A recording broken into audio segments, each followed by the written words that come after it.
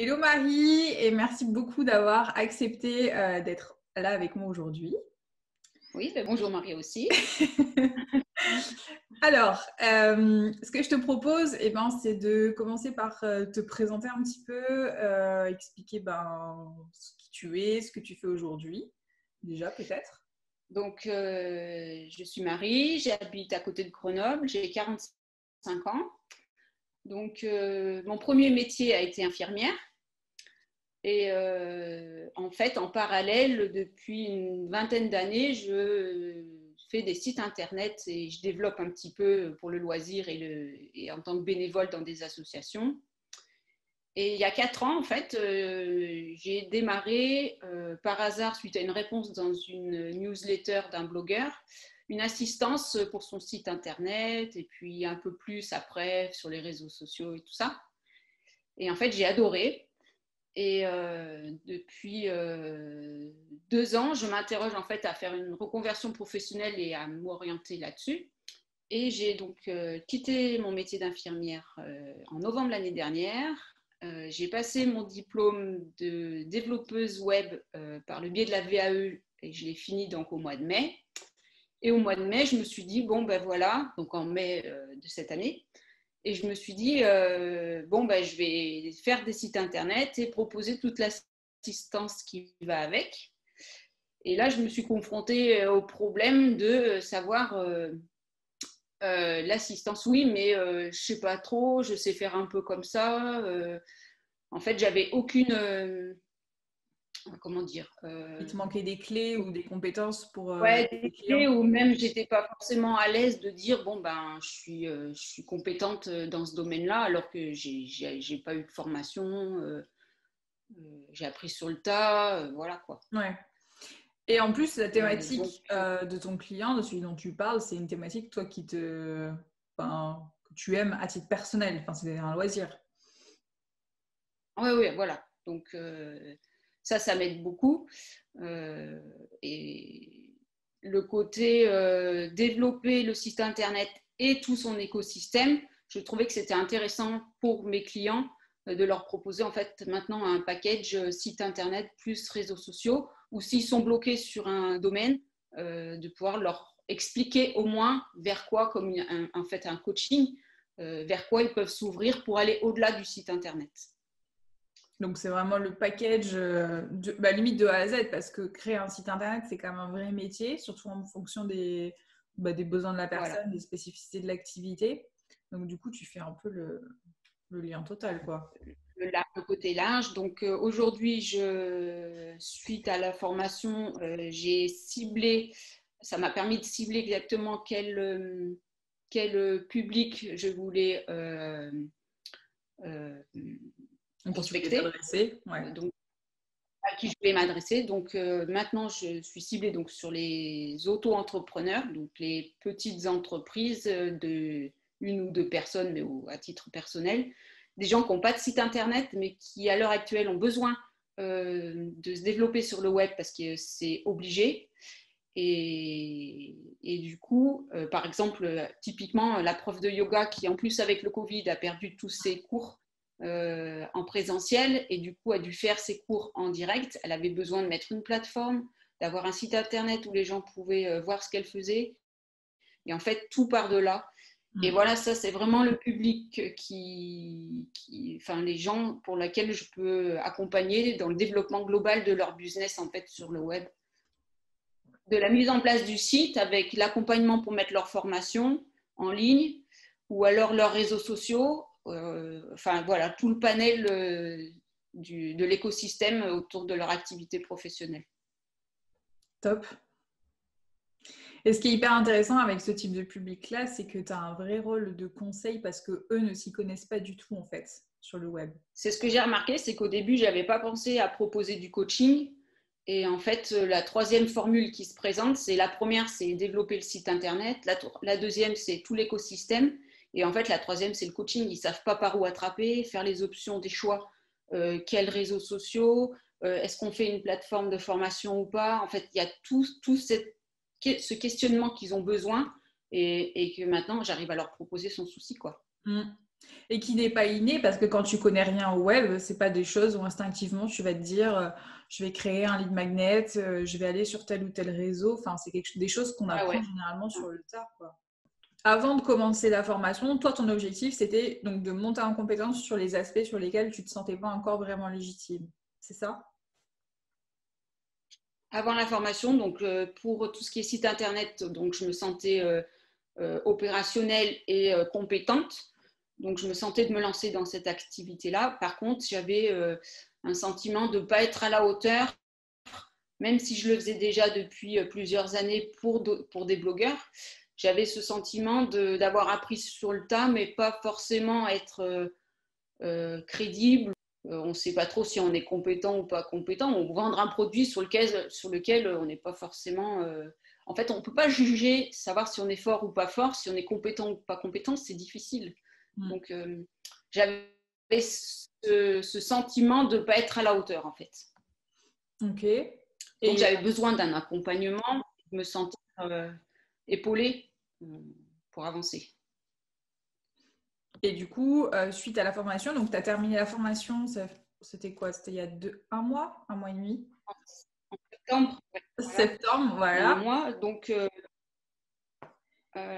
dans la formation, il y a des choses que je connaissais, des choses que je ne connaissais pas.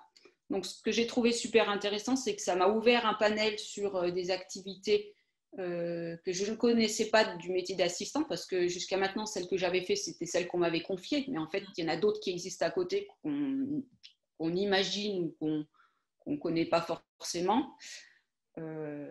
Donc, ça m'a permis d'ouvrir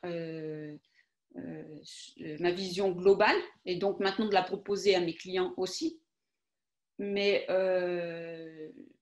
j'avais peur au début, en fait, comme je connaissais déjà, que j'avais un peu fait de l'assistance, ce qui me bloquait avant de prendre la formation, c'est en fait de pas de l'acheter pour rien, mais de me retrouver en fait avec un contenu que je connaissais déjà et de ne pas monter en compétence face à ça.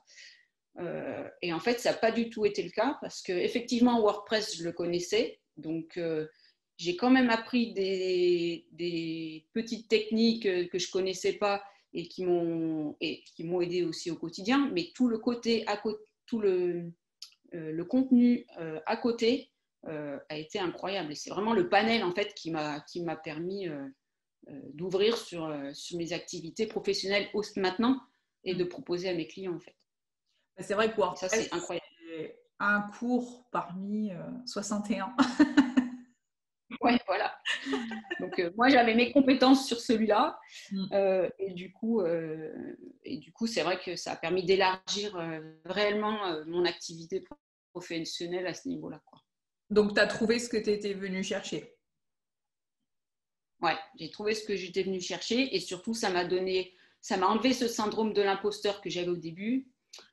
Ça m'a permis de monter en compétence sur des points sur lesquels je ne m'étais pas pas préalablement investie.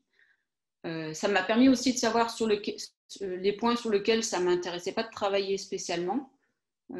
Parce que comme c'est tellement large, au début on se dit oui, on peut tout faire, mais voilà, oui, mon activité principale, c'est d'aider les gens à monter leur business et de leur montrer tout ce qu'on peut faire.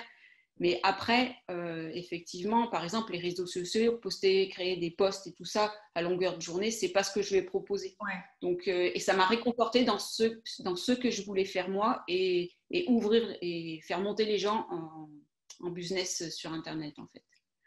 Donc, je leur propose ce qu'on peut faire et après, bon, bah, chaque spécialité, il y a des personnes qui sont compétentes pour chaque domaine. Mais l'ouverture, en fait, ça permet. Je sais exactement maintenant là où je veux aller. Donc, Ça, tu es c'est cool. aligné avec ce que tu proposes et ce que tu as envie de faire. Voilà, un alignement parfait et du coup, je suis bien dans mes baskets quand je propose et que je fais une proposition commerciale à un client, ben, je suis à l'aise. Je sais ce qu'il a besoin, je Ouais. sais ce que je vais lui proposer et si ça ne lui plaît pas, ben, ok, ben, on passe à autre chose et s'il est d'accord, ben, on y va ensemble et on avance, quoi, c'est top. Et en plus, j'ai gagné vachement en confiance parce que j'ai fait donc donc j'ai démarché, j'ai fait plusieurs J'ai eu plusieurs retours et les personnes sont revenues vers moi, je leur ai fait donc une proposition commerciale globale. Donc, c'était soit une refonte de site, ils avaient déjà un site internet, mais ils voulaient remettre à la mode, refaire à la méthode moderne.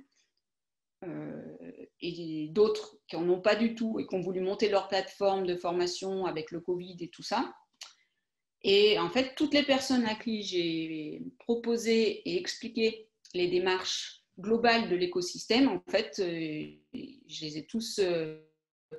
Enfin, je travaille avec eux maintenant et du coup, c'est génial. C'est incroyable, quoi. Bravo. C'est génial. C'est trop bien. Malgré les petits problèmes techniques parfois, ouais, c'est génial.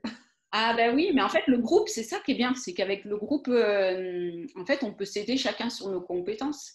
Et même si moi, maintenant, je suis freelance et que je suis toute seule chez moi à bosser, bon, voilà, en fait, si on a besoin d'aide, grâce au groupe, on ne se sent vraiment pas seul, quoi. T'es pas Il toute y a seule. toujours quelqu'un qui peut répondre. Ouais, ça, c'est une force, c'est incroyable. Incroyable. Petite précision par rapport au groupe dont tu parles, en fait, c'est le groupe privé des élèves qui est donc sur une application et qui est dédié à ceux qui ont suivi la formation et sur lesquels on échange en fait sur un peu tout en fait et n'importe quoi sur le quotidien de freelance en fait tout simplement. Et c'est sûr le démarchage, les outils, les problèmes techniques, les problèmes d'entreprise, tout quoi. ouais. Non, ça c'est vraiment c'est super quoi. Ouais, même après la formation, en fait, on est tous soudés, on s'aide tous les uns les autres et on s'accompagne en fait. C'est de l'accompagnement en fonction de chacun de nos compétences, donc c'est cool. Mais ça, c'est hyper important parce que le métier d'assistant web, il est tellement large et il y a tellement de choses qui rentrent en compte et on a tous nos forces et des choses qui nous plaisent plus qu'à d'autres. Il y en a qui vont avoir plus d'appétence pour les réseaux, d'autres pour le montage et c'est ça qui est intéressant aussi, c'est de pouvoir s'appuyer sur les compétences de chacun. Il n'y en a pas un qui est plus doué que l'autre, c'est vraiment l'ensemble, cette espèce de melting pot de chaque personne qui fait que c'est riche en fait. C'est incroyable. Oui, il y en a plus qui sont sur les réseaux sociaux, d'autres plus sur le développement, d'autres plus sur les stratégies, d'autres plus sur le sur les SEO. statistiques, enfin, et du coup, sur le SEO, et du coup, dès qu'on a un souci, on peut s'appuyer sur ça et tout le monde est hyper réactif et c'est incroyable, c'est trop bien. Et qu'est-ce qui est-ce qu'il y a quelque chose qui t'a particulièrement marqué dans la formation ou un truc qui t'a vraiment plu et que tu retiendrais plus qu'un autre? C'est le panel, l'ouverture, la globalité du métier d'assistant blogueur. D'accord. Le panel de tout ce qu'on nous propose. En fait, on ne voit pas tout ce qu'il y a. On ne voit pas tout ce qu'on peut faire et en fait, c'est incroyable. Donc, après, c'est sûr que chaque domaine mériterait d'être approfondi, mais ça nous permet d'avoir une vision tellement globale et d'aider les gens sur tellement plein de choses que ça peut se suffire en soi. Et si jamais, justement, il y a un point qui nous plaît un peu plus, sur lequel on n'avait pas pensé, il faut foncer dedans, quoi. Ouais. Et ce qui est intéressant aussi, et ce qui fait ressortir sur ce panel-là, c'est que c'est à l'ordre du jour.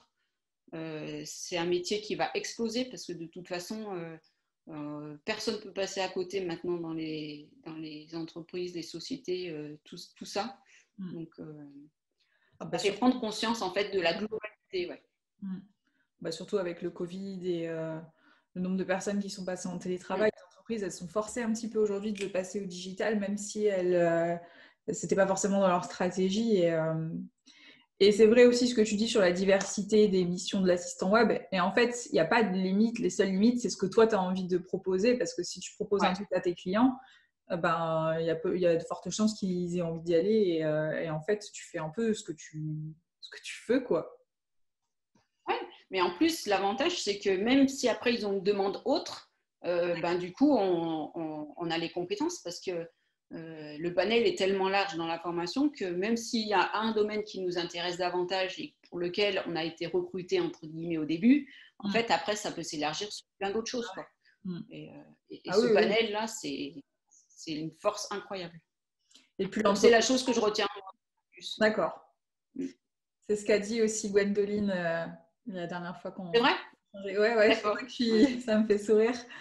Mais c'est vrai que c'est très large et en plus, plus l'entreprise grandit et plus tu grandis avec elle et plus les besoins ils s'élargissent et il n'y a pas de limite, quoi.